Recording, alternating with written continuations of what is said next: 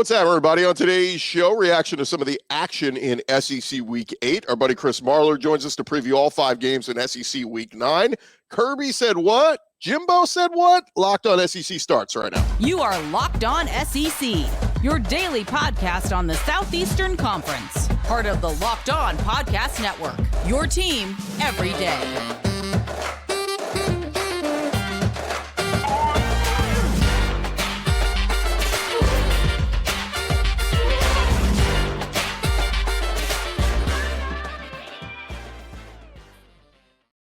And what's up, everybody? Welcome into Locked On SEC. It's great to have you guys along. This episode is presented by FanDuel. Make every moment more right now. New customers can bet $5 and get $200 in bonus bets guaranteed. Go to FanDuel.com/LockedOn to get started. I'm Chris Gordy. Thanks for making Locked On SEC your first listen every day. Remember, we are here for you 5 days a week talking all things SEC, free and available wherever you get your podcasts and on YouTube, part of the Locked On Podcast Network, covering your team every day. All right. We dive right into it. He joins us every week right about this time. He is our buddy Chris Marler from the College Football Uncensored podcast. Is that Saturday right? Football Uncensored. Saturday?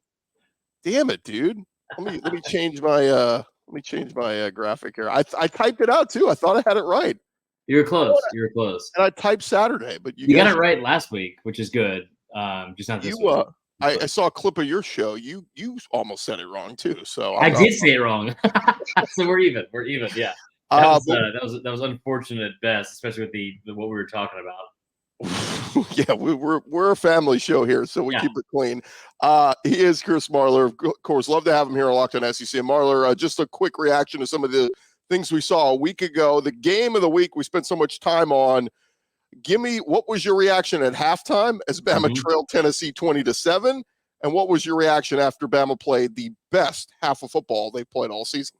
Yeah, so one, I just want to say, listen, we said it on the podcast, to every Tennessee fan, I know it's tough, like, loss. I know that it's really tough with what happened with the refs and all that kind of stuff. And I just want to let you know, as somebody that's like a Bama guy, from the bottom of my heart, I could not care less. You deserved every single bit of that agony that hhappened to you on Saturday, and I loved it. I loved every second of it. Like, and I say that like knowing that that's not going to make any friends, but at the same time, you know, I just, that's what makes SC football great. Is like those rivalries, and it was a long 365 days. I'll say that. Anyway, going into your question, so at halftime, you know, like one of the things I kept saying going into the game was that you could not get into a track meet with these people because it was going to be difficult to keep up pace with them. And you look at the first half, it's like, man, you were really lucky to be down 20-7. Like, you were very fortunate to be down 20-7. There was a point early on where you could have been down 21-0. You know, and like I think it spoke a lot to like Bama being able to answer, overcoming. I kept saying like that this is a game like this. It's same with Ole Miss, same with A&M. You got to be plus in the turnover margin. I don't even know if Bama was, because I think that they had that one fumble, like strip sack, obviously for a touchdown, which was huge, but they just keep finding ways to win. So down at 20-7 at halftime, I think that the hardest thing the hardest pill to swallow at the half is that you were just getting beat. Like, you were just getting beat flat out. And Tennessee looked like a much better team. They looked more prepared. And they were doing the little things that it takes to win a football game like that. And again, it should have been worse. And I remember tweeting out at halftime, I was like, same thing with A&M. Like, Bama fans, sky is falling, because they're not used to like being in these kind of like gritty, miserable games. Like it's almost like every game they play in now is like those old LSU games. It's like it's like 3.5 hours of like just heart palpitations and panic attacks. And it's not fun, but in the end, it is a lot of fun, because it's like you kind of have to be a fan again, which is like something Bama fans, I hate to say it, they've been living off of like 3 and 4 game seasons for quite some time. It's kind of like hurry up and get to the end and see if we win another national championship. Thought it was tremendous that Bama was able to make some of these second half adjustments. I think you had to score on the opening drive, and they did. They scored in 2 plays. They got the run game going a lot better, which is great. They were able to protect a little bit more. And I think the other part is that defense is just relentless. And the fact that Joe Milton came out, and this is one thing that I think Tennessee fans don't understand. And this is one reason why Hendon Hooker was so much better at quarterback, not just because of his like skills, but the intangibles. And like from a leadership standpoint, you aren't going to see Hendon Hooker turn around and do the crane kick pose to the student section when you go up 7-0. You're not going to see Hendon Hooker come out and talk a bunch of trash coming onto the field to the Bama's defense, and then throughout the game, like it's more of a when the game's over, then we'll start running our mouths. And I don't think that this Tennessee team knew how to do that, or is capable of doing that. I thought it was a tremendous effort from the Bama's defense and from Jalen Milroe, and that every single turn you look at what makes this team good. I'm not gonna say great because they're not a great team, but they're making adjustments at halftime, which seems like a simple thing to do. It's something that we haven't seen Bama do in a long time, like make halftime adjustments consistently, and that's something they've done here. So it's like you were down 7 against A&M, felt like the sky was falling. You're down 13 against Tennessee with that offense, and you go out 27-0 in the second half. That's the other thing for me is for everybody that was whining about the refs, don't give up 27 points and score 0 in the second half, man. Yeah, 1 penalty on Bama for 5 yards. I'll, chalk it up to, hey, they were more disciplined this week. But I will say, like, Tennessee, it felt like in that first quarter, you can't kick field goals and beat Bama, right? No. Touchdowns is what beats Bama. They got the first one and then settling for the 2 field goals, and it's only 13-0. You're looking, going, one score, Bama's right back in this. Like, if you make it 20, if they're up 24-7.5, maybe Tennessee holds on to that lead. But 20-7 kept the door open. I will never feel sorry for a team that has their foot on someone's throat and refuses to put their foot down. I just will never feel sorry for it. If you don't have that kind of killer instinct, that you were on the road and you had a chance to put that team away, and instead, and this is one thing too that I think is kind of interesting with Tennessee, is like we've seen this before, and it's a lot with their fan base, but kind of a little bit with their team, where it's like when the moment things aren't going perfectly well, because that's the thing. You had a bunch of penalties. Josh Heupel teams are consistently in like the bottom 3 of no matter what conference he's in.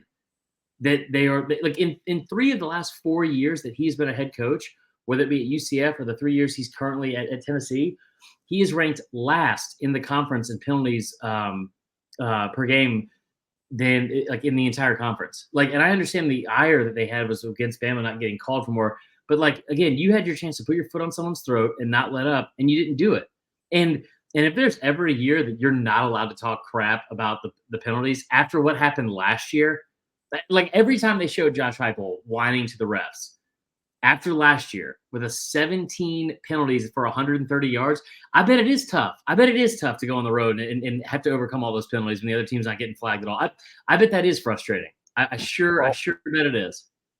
Look, Tennessee, they still have a lot to play for. They, big games coming up, including the Kentucky game this week. We'll see if they can bounce back. But I'm with you. Hendon Hooker to Joe Milton, it's not been as great of a transition. The run game has been good. Bama did a good job of slowing it down. We'll see if they can bounce back this week. 2 other quick hitters I just wanted to hit you with. Kirby Smart kind of taking a shot at Michigan. For those who missed the big story at Michigan, seems an assistant, whatever, who was stealing signs from other teams, and to the point where he was buying tickets to games to have people steal signs from other teams and, I don't know, help to relay them in some way. But Kirby Smart asked about it yesterday, about the reports of Michigan stealing signs. Remember, Georgia played Michigan years ago. Kirby said, there's nothing I remember from that game against Michigan that makes me think that happened. Basically saying, yeah, they sucked. No signs that they were really cheating or had any advantage on us because we beat them so bad. That's G stuff right there. Just an absolute savage quote from Kirby. So matter of fact and to the point. I love it. I love it so much. I mean, he's not wrong. You know what I mean? He's not wrong. Like they've done nothing in that, like in the big games to make it seem like that the cheating is working, right? They're 30-3 apparently from like their last, like I think 3+ years.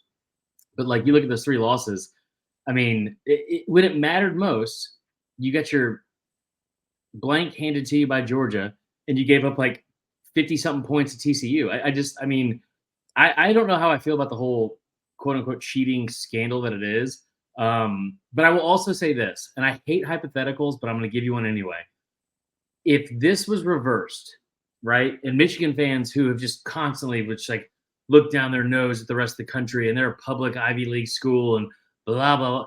If this is Ohio State, if this was USC, if this was Georgia, if this was Bama, if this is some SEC school, how would you feel then? because I guarantee you this whole like ho hum, it's not a big deal, nonchalant reaction would not be happening. Oh yeah, they'd be murdering someone else. One more quick hitter here, Jimbo Fisher. I just laughed when I saw this quote on Tuesday. This was a headline: Jimbo Fisher addresses team morale. Quote: "Still have great vision for what the season can be." They're 4-3, Marler, 2-2 in the conference. I don't know what the ceiling can or what the season can be, but like, are we talking going to like a really good Florida bowl game? Like, it was just a weird quote. We still have great vision for what the season could be. What can the season possibly be sitting at 4-3? I mean, okay, so they're not going to lose to South Carolina. They have a road game at Ole Miss. They're not going to lose at home to Mississippi State. They're not going to lose to Abilene Christian. So you're talking about a minimum of 7 games. 7-5 is not it's probably not good enough for him to keep his job. Like from what I've heard, and you probably have better sources than I do, but like from what I've heard, 8-4 is reasonable.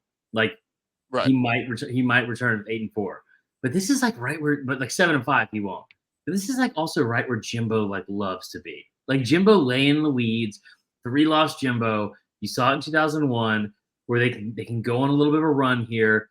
And then in the season 8-4 and they beat LSU, like an LSU team, which like, just hear me out. Like they beat LSU last year by 2 scores.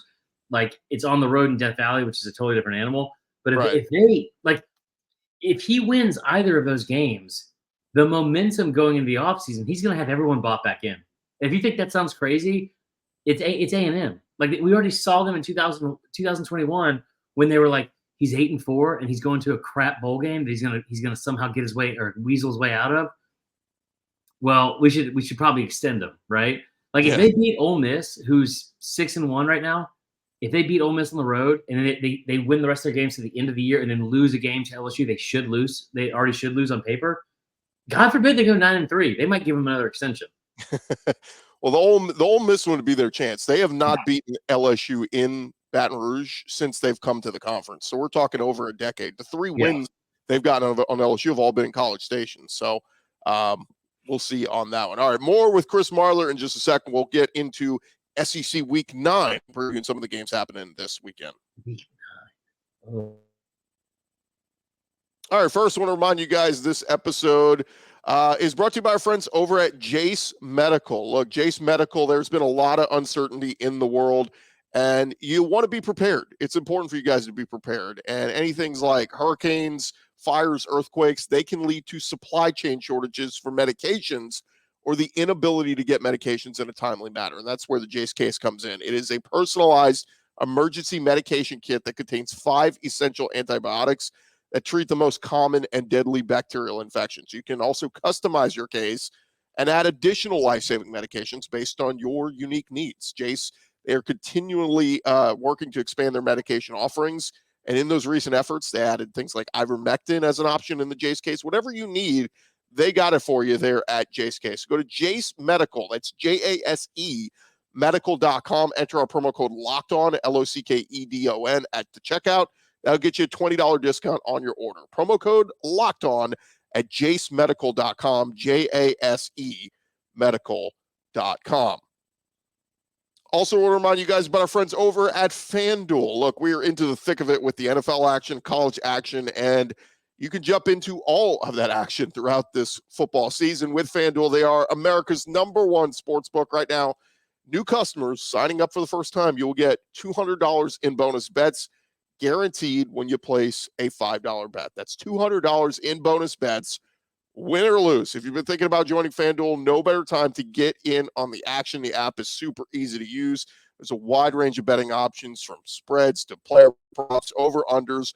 All of it is up there for you, and we're going to be running through some college games here in just a second. We'll be giving you the latest FanDuel lines that they got up there on the website. Go check them out right now, FanDuel.com/1, and kick off this season, or get into the thick of it of this season, NFL and college.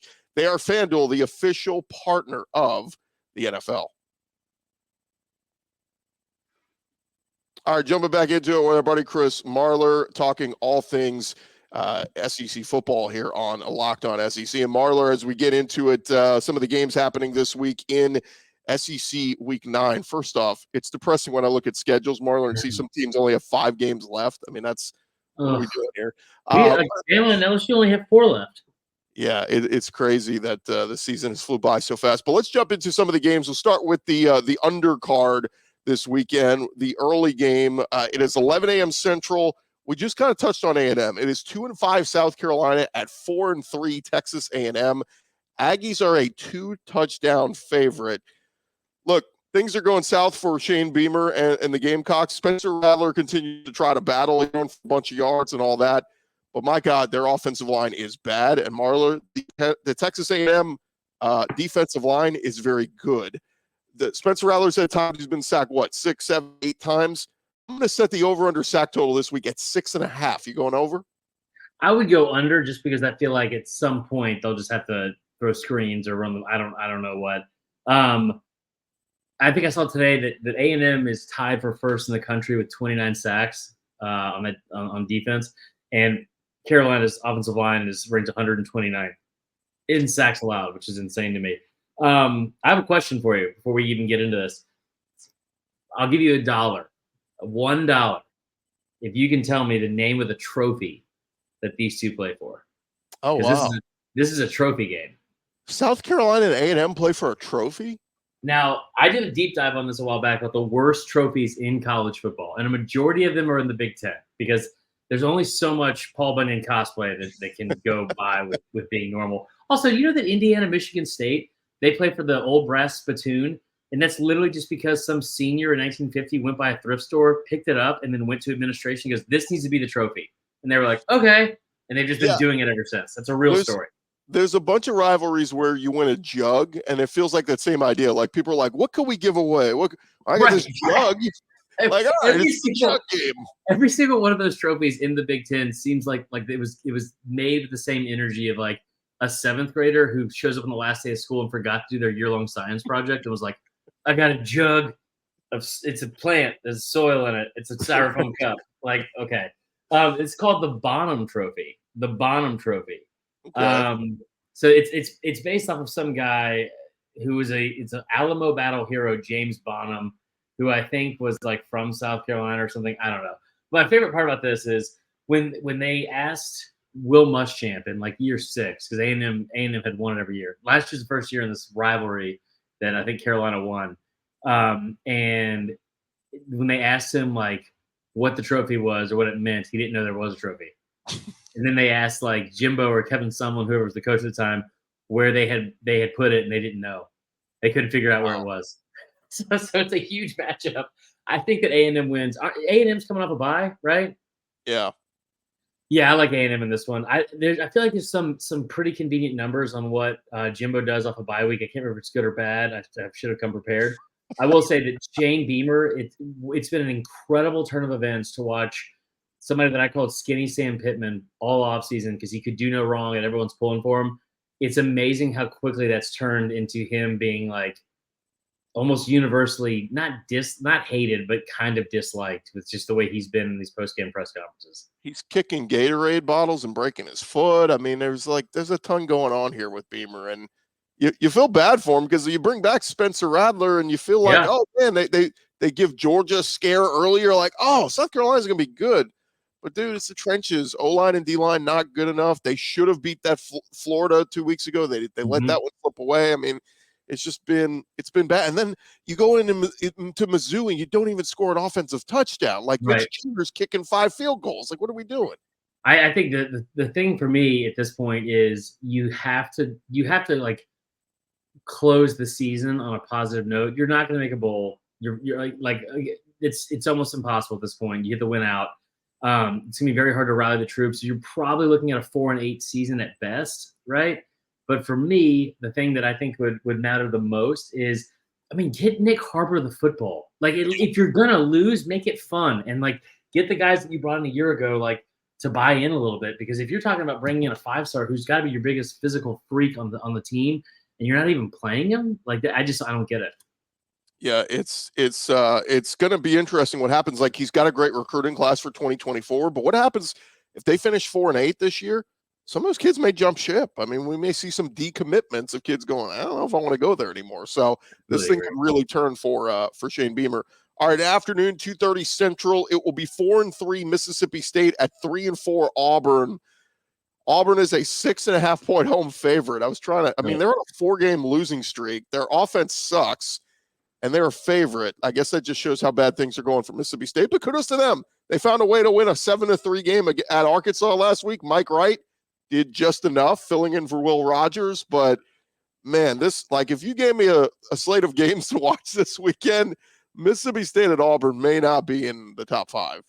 This is why if you live in Atlanta, it's a great weekend to go to Chomp and Stomp over there next to near Edgewood. But yeah, this is a terrible slate of games. I will also tell you this right now.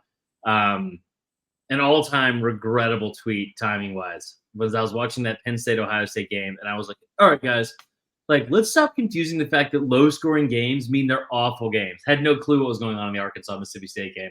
And then lo and behold, it's like 7-3, just a nightmare of a game there. I mean, you gotta hope that Jordan Hare has. I don't even think you necessarily need magic, but like you gotta hope that Jordan Hare is the difference maker. That offense is awful. But that defense is really, really good. I saw a tweet from someone on Twitter last week that was like, "Can we just play defense the whole time? Because that would almost be more enjoyable for Auburn." But yeah, I think that like. I think the Mississippi State, I can't tell if I'm too low on them, and I'm not giving them enough credit because I probably am a little bit. I don't know if the right team is favored. This is going to be an all-time ugly looking game. But I will also tell you that, like, because both teams are so bad, it might end up being a great game, just a slop fest. Well, the defense for Mississippi State, they just played their best game, and now they're licking their chops. Jed Johnson and Bookie Watson going, oh, Auburn's offense, let's go. I mean, I guarantee this week, both Jed Johnson and Bookie Watson will have double-digit tackles again this week. Yeah, because they're just going to tackle a crap out of Auburn. You know what would be great in a game like this is that if they were like, if whoever, like if Sankey came in and was like, listen, here's the deal. Both these teams suck, okay? And we're trying to sell tickets. We're trying to sell ads on TV and all that kind of stuff. You're both not allowed to pass. You have to go for it all 4 downs. You can only run the football. Triple option, be as creative as possible, or you get like 1 throw per 4 downs. Like, and just make some backyard rules so this is somewhat fun to watch because that's the only way. Like this entire game is like one big long fumble. Like remember when Mississippi State played La Tech and they had like 3rd and 84 or something stupid like that. Right. That's kind of what this is. Like just continuously trying to pick up the ball and kicking it to another 20 yards. Well, Mike Wright can run, and I'm assuming Mike Wright's going to play. I'm assuming Will Rogers isn't going to play again. Zach Arnett being very mum on that, but we'll see. It'll be you got to lean either way. I mean, you take it Auburn minus the 6.5. I'll take 6.5. I didn't even hear that part. No, I'd take Mississippi State to cover for that. Also, side note, like whoever let Will Rogers wear jeans on the sideline, good for you. Good for you. That was always the worst part about baseball is like having to dress out in pants. I've never understood why managers had to wear pants and a belt. It's ridiculous. All right, one more on this segment, and this will be a quick one. 6:30 Central is 2-6 Vandy at number 12 Ole Miss. Rebels are 24.5-point home favorites. I think Clark Lee said Ken Seals is going to start at quarterback again this week. And he's been okay. He's moved the ball. They've scored some points, but Ole Miss is sitting here going, we are winning every game until we go to Georgia in a couple weeks, and they're hoping. LSU, if they pull off the upset of Bama, maybe Ole Miss, things fall right. They could win the West still, but I mean, look, Lane wants to prove a point. They're going to cover the 24.5, right? I don't know because that's a weird number. I would take the over in the first half, especially because Vandy tends to have to put up some points on people. So whatever the over is, I would probably take that. It's probably the best bet. But I would also say this too. Shout out to Lane Kiffin, man. This is the 3rd straight year. He's either started the year 6-1 or 7-0. Tremendous job from him. Now it's time to finish. We saw what happened last year when they started 6-1. They ended up going like 7-1. They ended up going 7-5 or 7-6, something like that. But a tremendous start to the year. Jackson Dart. I don't know who they have next week, but for me, this is like get the starters out early. You need to start prepping for Georgia because I don't know how much of a chance you have to win the SEC West. I fully think that LSU beats Alabama, like regardless of what I said to open the show. I just don't know how they would hang with them. So there's an opportunity for you, but you have to go ahead on the road and beat Georgia. So I think this is like protect the starters. You don't want to have a backup quarterback in there. Quinshon's just starting to get going. Get him, keep feeding him the rock. But yeah, I think they win big. I don't know if 24.5 is a lot though.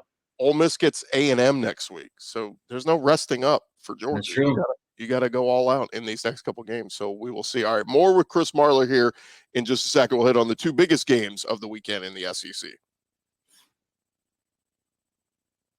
All right, I want to remind you guys about our friends over at eBay Motors. Look, passion, drive, and patience, what brings home the winning trophy, is also what keeps your ride or die alive. Your car, your truck, whatever you are driving, eBay Motors has everything you need to maintain your vehicle and level it up to peak performance. They got superchargers, roof racks, exhaust kits, LED headlights. Need I go on? They got everything you need, whether you're into power, speed, or style. eBay Motors, they got you covered. Over 122 million parts for your number one ride or die. You're always going to find exactly what you're looking for your vehicle. And with the eBay Guaranteed Fit, your part is guaranteed to fit your ride every time or your money back. With eBay Motors, you're burning rubber, not cash. They got all the parts you need at the prices you want. It's easy to turn your car into the MVP and bring home that win. Keep your ride or die alive at ebaymotors.com. Eligible items only. Exclusions apply. eBay Guaranteed Fit only available to U.S. customers. ebaymotors.com. All right, continue on here with our buddy Chris Marler from the College Football Uncensored podcast. No. Saturday Football Uncensored podcast. One of those. Just search Google Chris Marler. You'll find it. All right, Marler, we got do that. We've got two big games in the conference this weekend. We'll start with this one is for the SEC East race, like to stay viable. The loser of this game is going to fall. I mean, you're going to finish no better than third in the East and maybe even fourth, but it's number 21 Tennessee at 5-2 Kentucky. The Vols coming off of that second half abysmal showing in Tuscaloosa. Now they head up to Lexington, and the Vols are 3.5-point road favorites, Marler.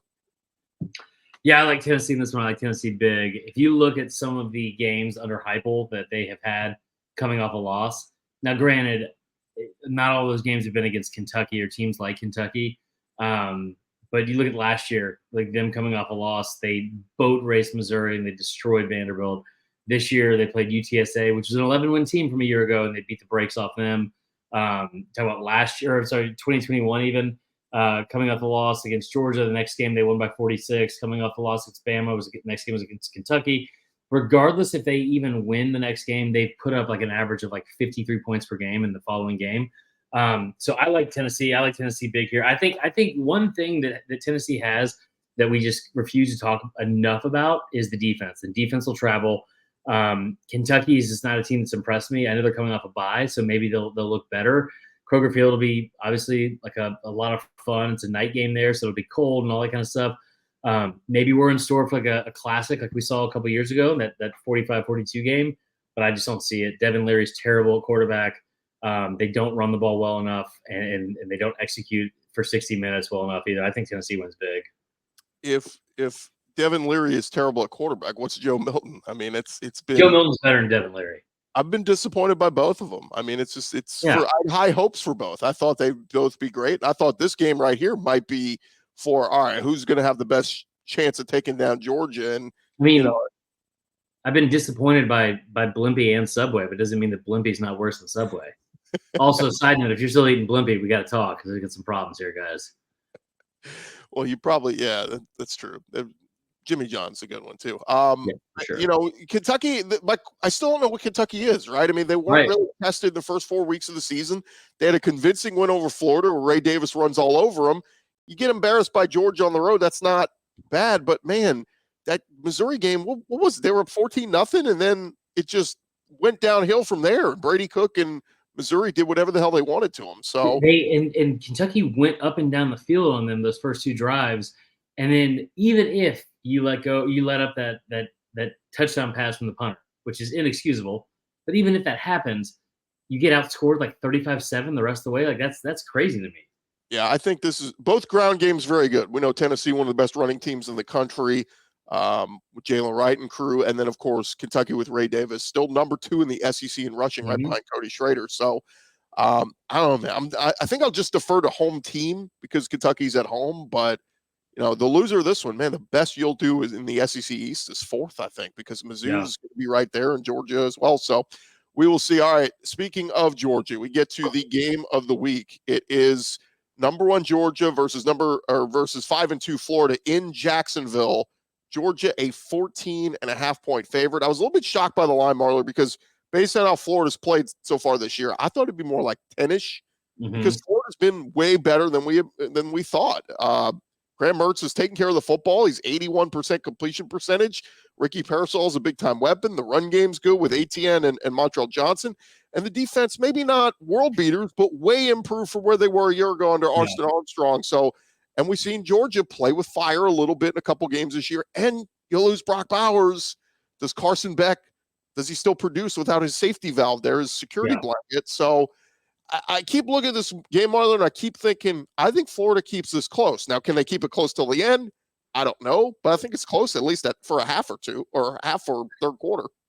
I could see that. This is one of those things. I'm going to sound stupid when I say this, but I sound stupid all the time, so I'm used to it. But so I think that this game could be one of two things. Georgia's either going to blow them out, or Florida will do enough stupid crap, or enough stupid crap will happen in this game that they keep it close. Like, Florida's not in the same stratosphere as Georgia, in my opinion, for most things. But I tell you what, we have counted Florida out all year, and we counted them out when they went on the road against South Carolina. We counted them out on the road or at home against Tennessee earlier in the year. They're 5-2, and one of those losses is on the road at Utah, who we just saw beat USC. Like, that loss to Utah gets better and better every week. Like, better and better every week. And I don't care what quarterback was in or whatever, because we just saw, as you saw with Kyle Whittingham, a pig farmer beat the defending Heisman Trophy winner. So I think that Florida has been really above expectations all year long. This is a rivalry game that means a lot to both teams. I've never, ever in my life seen two fan bases on social media hate each other more year-round than these two, ever. And I mean, like, it's every bit of what you see with Michigan, Ohio State on the field. This is that off the field. These two fan bases despise each other. The reason I think that Georgia wins this game and probably wins it by more than 14.5. Now, to be clear, on a betting standpoint, I would buy it down to 13.5 and feel very good about it. That hatred I just told you about, there might not be anyone in America that hates Florida more, outside of Al Gore, that hates Florida more than Kirby Smart. That's a deep cut. It's a deep cut joke from the 2000 election. You got to be a certain age to get that. You got to be a certain age to get that joke.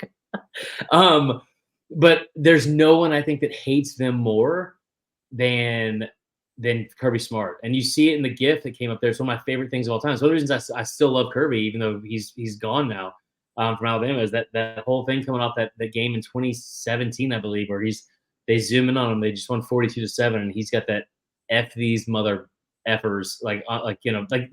There are a few coaches that a game means more to than this one does to Kirby Smart. And I've said this repeatedly, like, Georgia has stumbled throughout the first half of the season.